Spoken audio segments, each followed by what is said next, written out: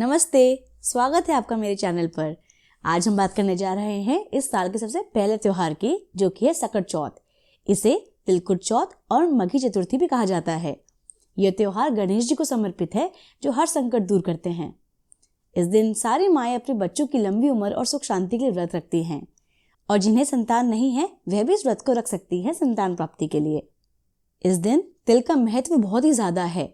तिल का सेवन और तिल का दान दोनों ही बहुत शुभ माना गया है। इनफैक्ट तिल को पाप नष्ट करने वाला भी माना गया है। तो आप ये कह सकते हैं कि सकट चौथ का व्रत तिल के बिना एकदम अधूरा है। चलिए अब बात करते हैं कि इस साल सकट चौथ कब मनाई जा रही है।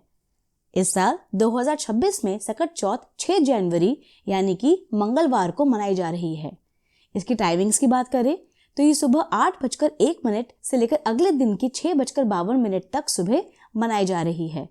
और अगर हम चांद को अर्घ देने का टाइमिंग की बात करें तो वो रात को 8:54 से लेकर 9:23 के बीच में है।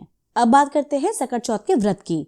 जनरली तो ये व्रत निर्जल व्रत होता है, पर आजकल due to health issues and काफ़ी बिजी रहने के कारण हर कोई निर्जल व्रत कर नहीं पाता, तो इसलिए हम तो इसको फलहार के साथ ही कर लेते हैं।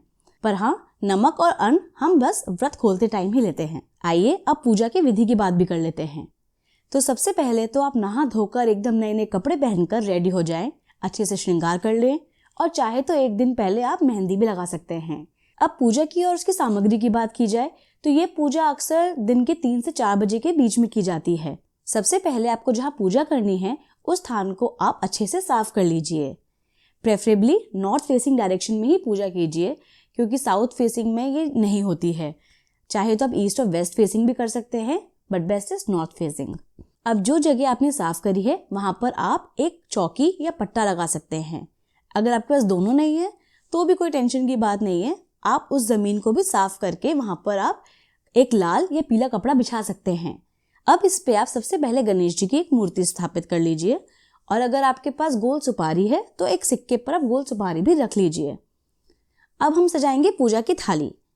पूजा की थाली में सबसे पहले आपका आएगा घी का दीपक, एक फल, रोली, चावल, जल का लोटा, और सबसे इम्पॉर्टेंट है तिलकुट, जो कि बनता है तिल और गुड़ से। तो आप एक तिलकुट का लड्डू बना लीजिए। अब सबसे पहले आप दीपक जला लीजिए और पट्टे और गणेश जी पर आप जल के छींटे लगाएं। अगर आपने सुपारी भी रखी है तो आप उन पर भी जल के छींटे लगा सकते हैं। ये करने के बाद आप रोली और चावल से गणेश जी का टीका कीजिए। अब आपने जो अपनी थाली में तिलकुट का लड्डू बनाया है उसका भोग भी आप गणेश जी और सुपारी को लगा दीजिए। अब इसी तिलकुट के लड्डू में से थोड़ा सा लड्डू लेकर आप अपने दाहिने हाथ में रखिए और सकट चौथ की कहानी शुरू करें। याद रखें, सकट चौथ की कहानी हमेशा गणेश जी की कहानी के साथ की जाती है, और ये दोनों ही कहानियां हमने अपने YouTube चैनल पर अपलोड कर दी हैं, और उनके लिंक्स हमने डिस्क्रिप्शन बॉक्स में डाल दिए हैं। अब आप आराम से इस व्रत को पूरा कर सकते हैं इन कहानियों के साथ। कहानी सुनने के बाद अब आपने हाथ में जो तिलकुट का लड्डू ले रखा है वो लीजिए, और जल का लोटा लेकर आप सूरज को अर्घ देने के लिए जाइए। अब आप सूरज को अर्घ दे दीजिए, और उसके बाद आप सभी बड़ों के पैर छूकर आशीर्वाद ले लीजिए। आप चाहे तो उसके बाद 1 कप चाय भी पी सकते हैं। अब हम करेंगे चांद निकलने का वेट, क्योंकि हमारा व्रत संपूर्ण तभी होगा जब हम चांद को अर्घ दे देंगे। तो अब जैसे ही आपके शहर में चांद निकलेगा, आपको वही तिलकुट का प्रसाद अपने हाथ में लेना है। जल का लोटा और भर सकते हैं अगर वो कम हो गया है, उसको लेकर आप जाइए, चांद को अर्घ दीजिए, और उसके बाद आप अपना व्रत खोल सकते हैं। पर हाँ, याद रखिए, व्रत खोलने के लिए सबसे पहले आप अपना मुंह तिल से ही झूठा कीजिए। तिल से मुंह झूठा करने के बाद अब आप पक्का खाना खा सकते हैं। इस दिन अक्सर पूरी, सब्जी, दाल बाटी चूरमा या परांठे ऐसे ही पक्का खाना बनाया जाता है।